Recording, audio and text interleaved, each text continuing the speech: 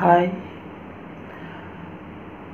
কি বলবো আর এই ঘটনা নিয়ে আরজিকরের ভাবতে বা মাথা কোনো কিছুই কাজ করছে না সেরকমভাবে।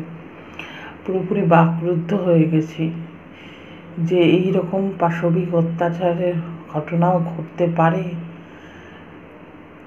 রাজধানী কলকাতাতে।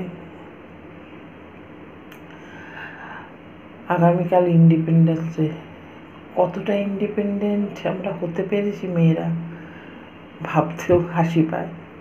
সত্যি কি আমরা স্বাধীন হয়েছি? সত্যি কি আমরা স্বাধীনভাবে চলতে পারি এই পৃথিবীর বুকে? বাসে, ট্রামে, ট্রেনে, সমস্ত জায়গায় আমাদেরকে বিভিন্নভাবে হেনস্থা করা হয়।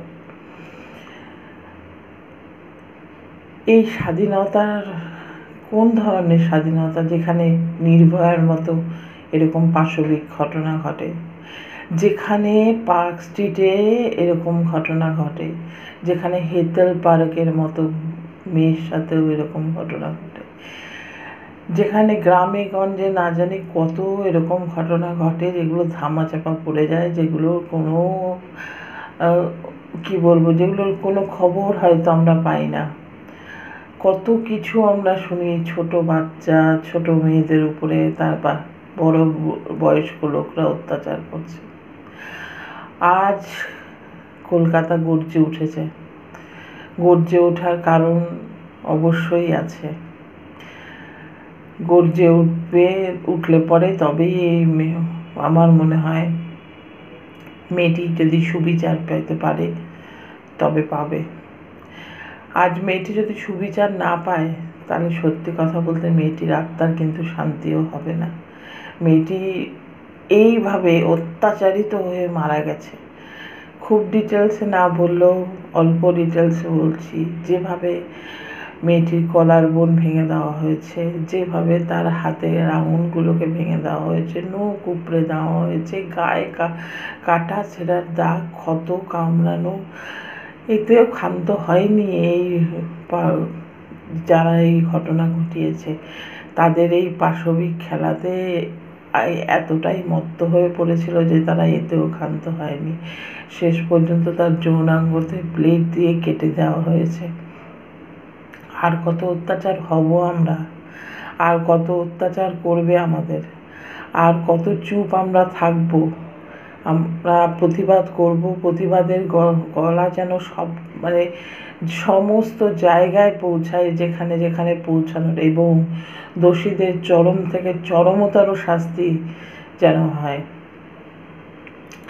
আজ যে মায়ের কোল শূন্য হয়ে গেল, যে মা আর কোনোদিন তার সন্তানকে দেখতে পারবে না, সেই মায়ের পাশে প্রত্যেকটা লোক, ছোট থেকে বড় থেকে গরিব থেকে, এবং আমি আমার ইউটিউবের আমার ক্রিয়েটার যারা আছে, যারা বিভিন্ন ধরনের বিষয় নিয়ে কন্টেন্ট বানিয়ে করে, ভিডিও করে, আমি প্রত্যেকটা ক্রিয়েটার, কারণ আমার কেউ শত্রু এখানে নেই।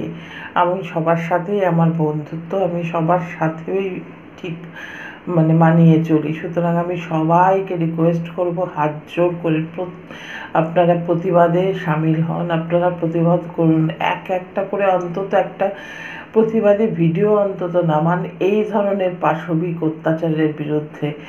তবেই আমরা বুঝতে পারবো যে হ্যাঁ, যে এরম কোনো ঘটনা ঘটলে সত্যি সত্যি মানুষ গর্জে উঠবে, এবং কি বলবো, এবং তার ন্যায্য শাস্তি অবশ্যই হবে। সে যে কোনো জিনিসের ছত্রছায়ায় থাকুক না কেন, তার বা তাদের ন্যায্য শাস্তি অবশ্যই হবে। তার বা তাদের এই কারণেই বললাম, কারণ মেয়েটিকে যখন পোস্টমর্টম করা হয়েছে তখন তার কাছ থেকে যে বীর্য পাওয়া গেছে সেটা 150 গ্রাম। বাংলায় বললাম, জানি সবার কানে খুব লাগবে, কিন্তু আপনারা একবার ভাবুন মেয়েটির অবস্থা কি হয়েছিল। একটি ছেলের পক্ষে সম্ভব না এটা করা, তাই জন্যই মনে হচ্ছে যে 3 থেকে 4 জন বা তার অধিক হতে পারে এই ঘটনা ঘটিয়েছে। বেশ কয়েকটা জিনিস মাথায় খুব আসছে, যে 36 ঘন্টা ডিউটি করার পর মেয়েরা যারা আছে ডক্টর, তাদের কোনো পার্সোনাল রুম নেই, তাদের যে যেখানে গিয়ে বিশ্রাম করবে? তাদেরকে কি সেমিনার হলের মতো অত বড় একটা হল করে রাত্রি 3টের সময় একটা কেমন একটা, এমনিতেই তো ভয় লাগে সেখানে একা ওখানে বিশ্রাম করা। 2 নাম্বার, যখনই কোনো ধরনের ঘটনা ঘটে, যেমন যে কোনো জায়গায় যদি সেখানে সিসিটিভির বন্দোবস্ত থাকে, তাহলে সবসময় এটাই যে শোনা হয় বা শুনতে পাওয়া যায়, সেই সময় সেই ক্ষণের জন্য সেখানকার সিসিটিভি কাজ করছে না। অবাক লাগে, প্রত্যেকটা ঘটনার মধ্যেই এই ধরনের ঘটনা মিল পাওয়া যায়। এবং থার্ড যেটা, সেটা ওর মা বাবাকে কেন প্রথমে জানানো হলো যে সে আত্মহত্যা করেছে? কেন বলা হলো না আনন্যাচারাল ডেথ? কেন এত তাড়াতাড়ি পোস্টমর্টম করে তাকে তারপরেও পুড়িয়ে দেওয়া হলো? বহু প্রশ্ন নিয়ে এই অভয়ার আত্মা কিন্তু ঘুরছে। তার আত্মার শান্তি কামনা আমি অবশ্যই করি সমস্ত সময়, এবং তার পাশে থেকে তার দোষীদের চরম শাস্তি আমি দাবি করি। নমস্কার।